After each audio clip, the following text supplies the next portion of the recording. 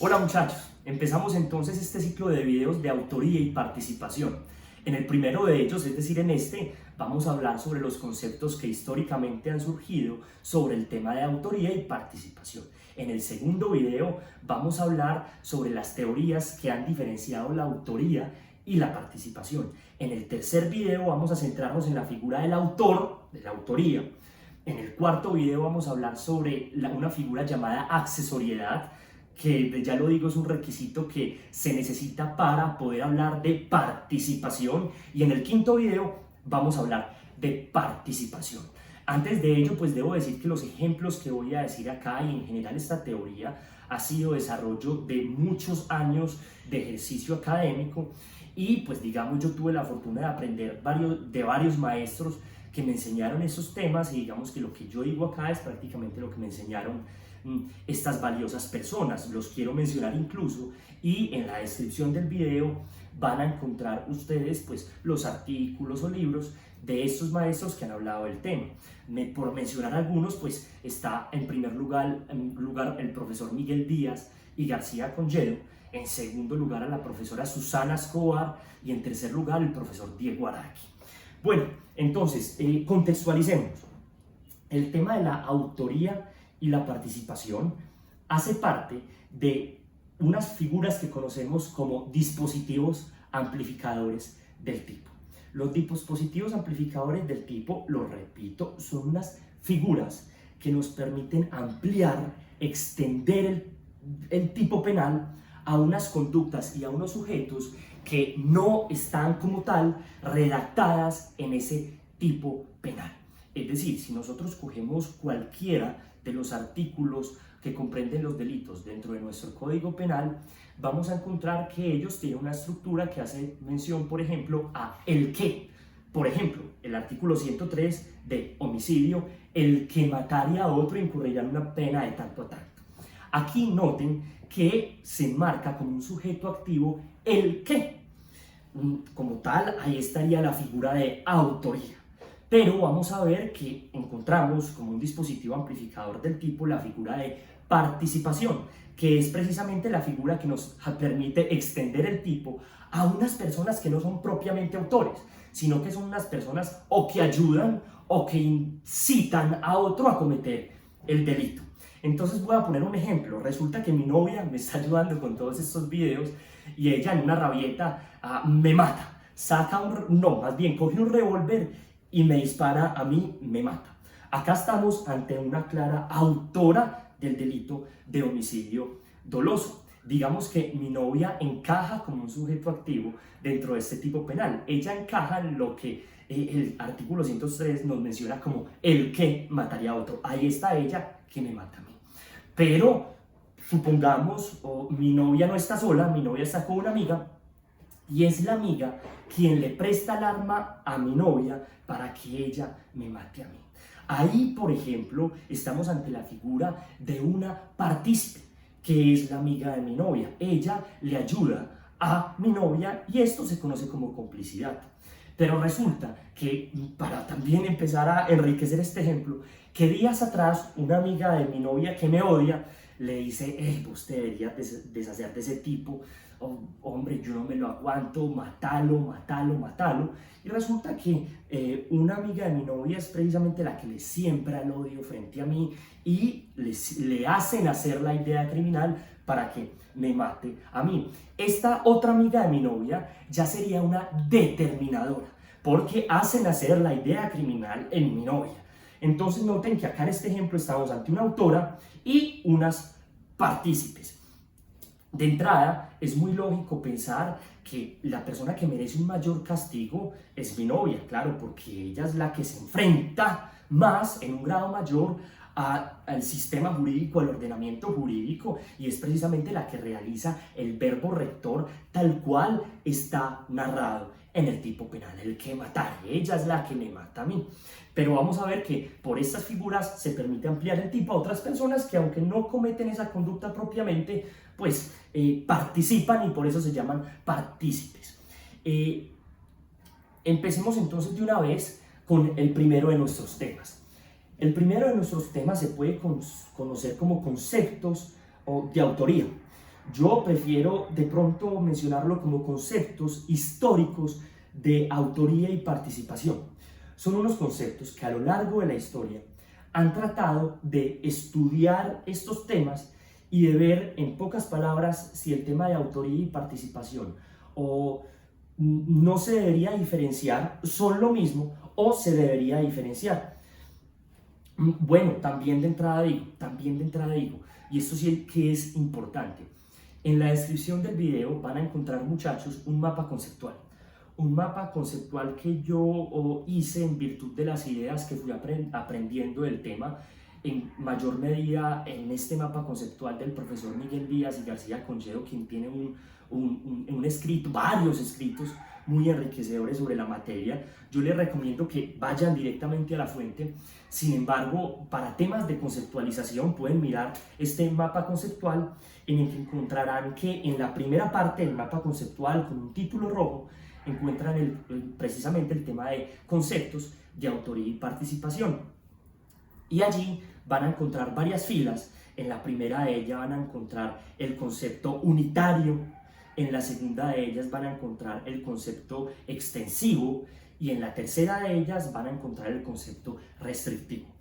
Por favor, vean este mapa para que no se me pierdan en la explicación. Vean este mapa y ahí se pueden orientar un poquitico. De igual forma, allí está muy resumidas cuentas de la información que yo les voy a decir, pero al menos sirve como una guía. Ahí les mencioné entonces que hay tres conceptos que a lo largo de la historia han surgido para hablar sobre este tema. Repito, el primero es el concepto unitario, el segundo es el concepto extensivo y el tercero es el concepto restrictivo. Frente al concepto unitario, pues empecemos de una vez a hablar de él. Ustedes lo verán que en el mapita conceptual que les menciono se divide en dos, es decir, hay dos conceptos unitarios. En primer lugar está el concepto unitario clásico y en segundo lugar está el concepto unitario moderno. Empecemos con el primero de ellos, el concepto unitario clásico.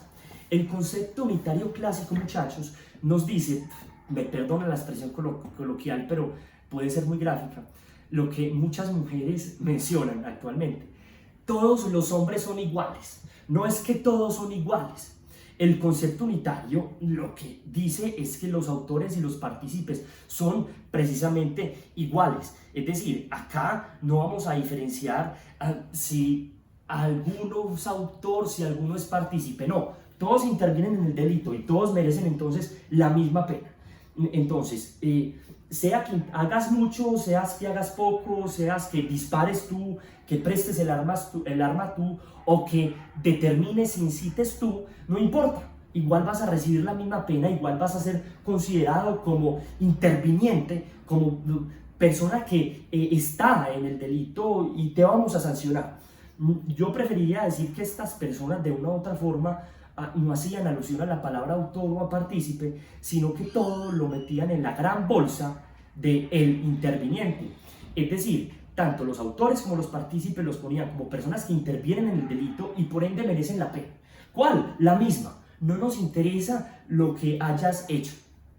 Esto, muchachos, pues al día de hoy, digamos, es una teoría que la teoría unitaria en su vertiente clásica es una teoría que no tiene tanta fuerza, desconoce la proporcionalidad, entonces digamos que raya incluso con muchos principios que rigen actualmente en el derecho penal, por lo tanto es una figura que se quedó atrás, pero resulta que incluso al día de hoy hay un concepto unitario que tiene mucha fuerza, y es el segundo que ustedes encuentran ahí en el mapa conceptual, que es el concepto unitario moderno.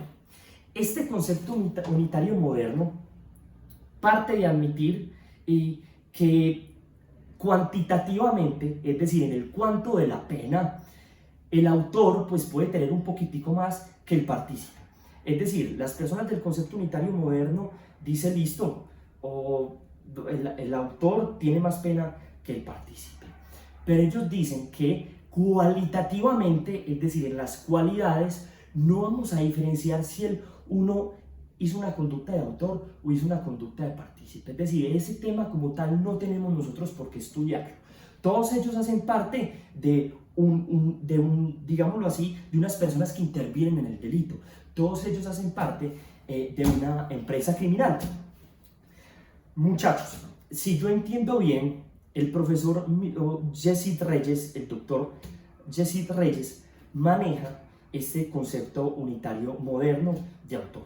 Es un abogado muy prestigioso, muy conocedor de todos estos temas y digamos que es de las personas que en Colombia abanderan este concepto. Él, en una clase que tuve la oportunidad de recibir de su parte, él me ponía el siguiente ejemplo. Él me decía, vea, el Fútbol Club Barcelona. El Fútbol Club Barcelona es un equipo que tiene muchos jugadores.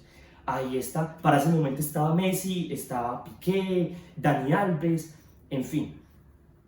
Él que me decía, cualitativamente en cuanto a las cualidades, a nosotros nos interesaría mirar específicamente a uno de esos jugadores porque ese equipo se conoce como un equipo, Fútbol Club Barcelona.